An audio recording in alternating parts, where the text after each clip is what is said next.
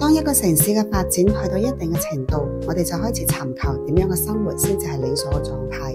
今日帶大家嚟到珠海萬達廣場隔離睇一套臨河嘅大獨棟別墅。呢個就係我哋別墅嘅小區環境，入住率咧非常之高。咁今日睇嘅呢一套別墅咧係毛坯嘅，前門咧可以停放3架私家車，花園超級大，足足去到12000幾尺。呢個咧就係屋企嘅大門口，佢係工字形嘅設計，鋪一個紅地氈就可以翻屋企啦。咁喺呢邊咧係可以直接去到後花園嘅，花園咧係包圍式嘅結構，空氣環境咧好清新吓，因為隔籬咧就係4A 級嘅尖峰山啦，同埋我哋斗門嘅母親河慕容河。位置嚟講咧，可以話係依山傍河，而且咧仲係行政中心嘅區域。咁依家事不宜遲，入去參觀下。依家我哋喺別墅嘅後花園吓，12000幾平方尺嘅後花園，喺呢一度小朋友可以盡情喺草地上面奔跑啦，仲係家族嘅社交場所，更加係你生活理想嘅基石。呢度仲整咗一個超大嘅私家泳池。啱啱有個管家同我講，呢一個泳池如果放滿水，起碼要2日2夜，而且水費都要2000幾蚊。我話吓，唔係嘛，我屋企1個月嘅水費先100幾蚊咋？冇錯，就係咁任性。咁大嘅花園仲帶埋私家泳池，你諗好咗點樣設計未？呢度咧竟然仲有一個小河流，仲可以釣魚㗎，啲水咧好清澈吓，因為全部都係活水嚟噶，空氣真係好清新，視野都好開闊。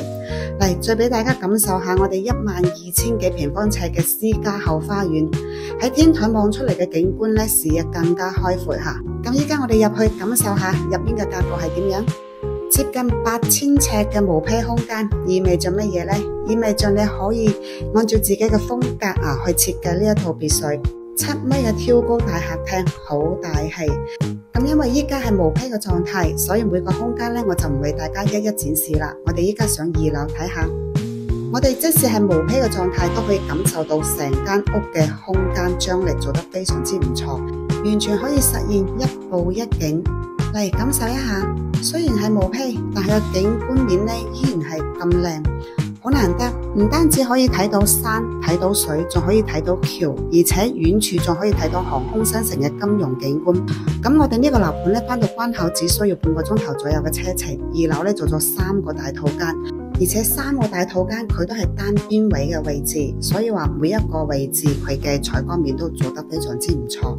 咁別墅呢一共係3層，加埋天台呢就4層。咁我哋依家揀其中一個套房俾大家感受下個空間。呢度呢單單係休息嘅地方，隔籬呢仲有一個單獨衣帽間同埋洗手間嘅。呢一個房間嘅空間加起身呢，足足去到成700尺噶啦，而且帶有獨立嘅生活陽台。咁嚟感受一下陽台嘅景觀面，3個套房都有獨立陽台嘅。嚟再感受一下呢個視野面，係咪好靚呢？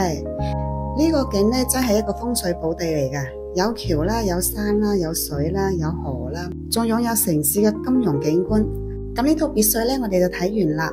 喺珠海萬達廣場隔籬，翻關口只需要半個鐘頭車程，但係呢，擁有自己獨立嘅私家泳池。如果想要了解呢套別墅嘅詳細信息，可以幫我視頻點個 like，跟住加我 V 出啦。拜拜。